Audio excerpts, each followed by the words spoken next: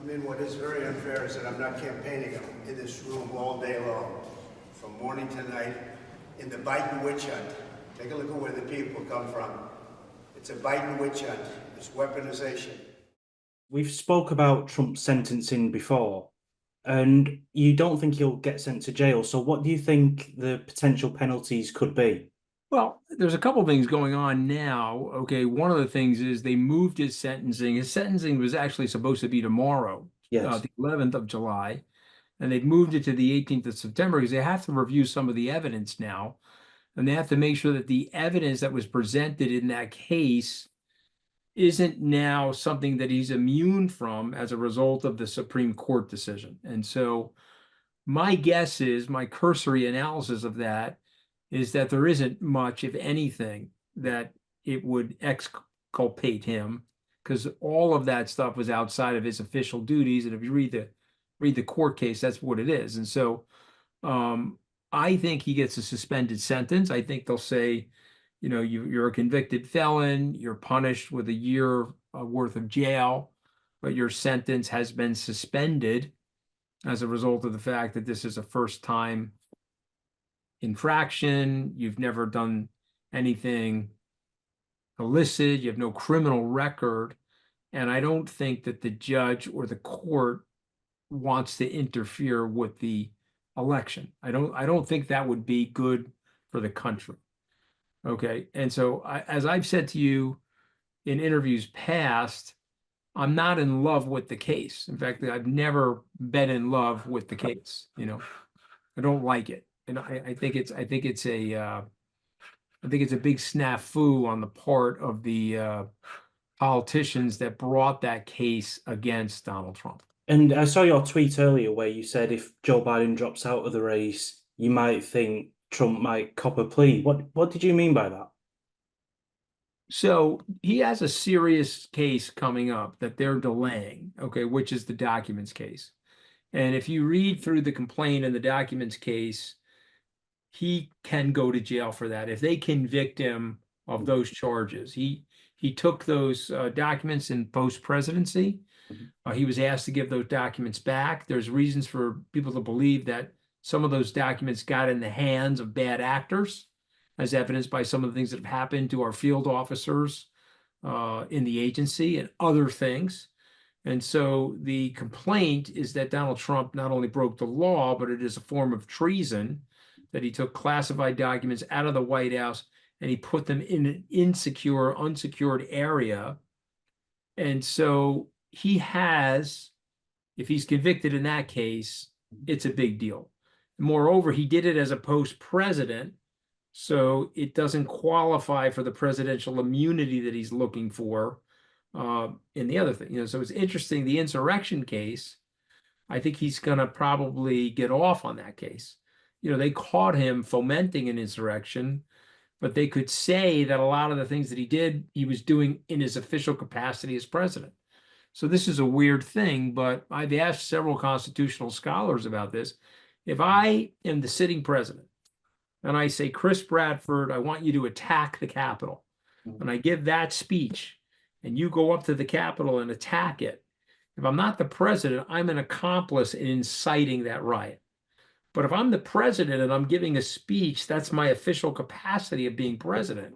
So I'm now exculpated from your actions. You see what I mean? But on the documents case, he's in trouble. If Joe Manchin was running against Donald Trump, he would eat Donald Trump's lunch, and he would beat Donald Trump by probably 5 to 7% of the vote.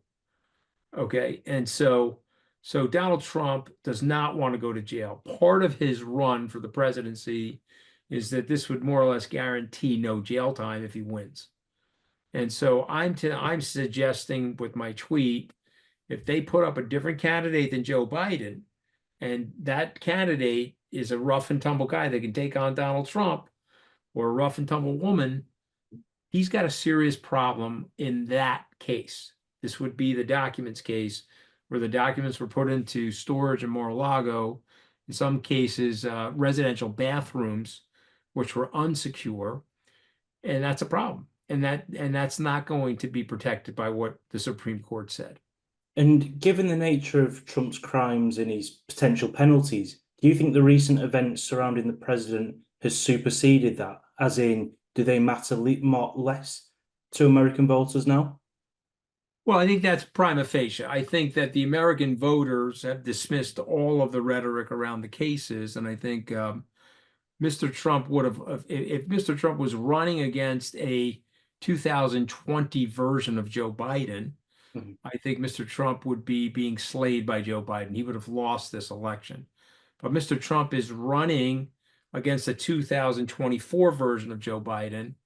And I think one of the problems that the Democrats created for themselves is they covered something up. So they're out there saying that Donald Trump is a liar, he's a congenital liar.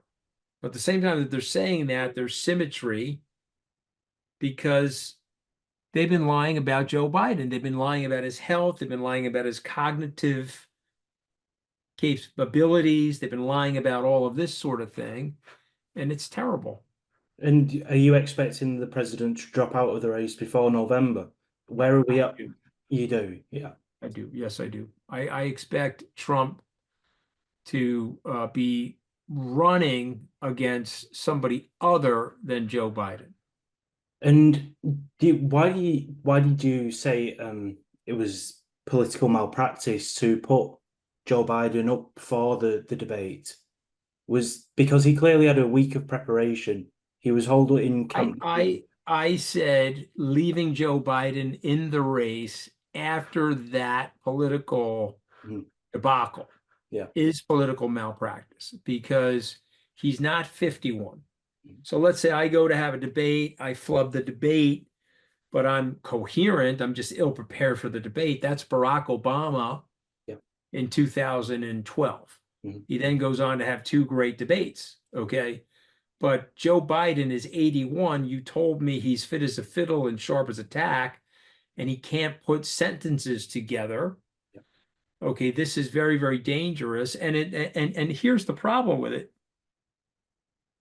In an age of ultra media, in an age where everybody's cell phone is a radio station, a television studio, a music studio, motion picture studio, you have Joe Biden out there and you have his campaign telling you, don't believe your lying eyes. Your eyes are lying to you. The man is fit as a fiddle, vim and vigor, tight as a drum, and he's barely putting sentences together. Making sure that we're able to make every single solitary person eligible for what I've been able to do with the with the COVID. Excuse me, with dealing with everything we have to do with. Look, you can't do that to the American people. 75% of the people are saying he's too old to run, and you now have put these states in swing state positions. New York is now. Joe Biden is only 5% ahead of New York. He has to come out of the race. Okay. And when he does, it's going to scare the daylights out of Donald Trump.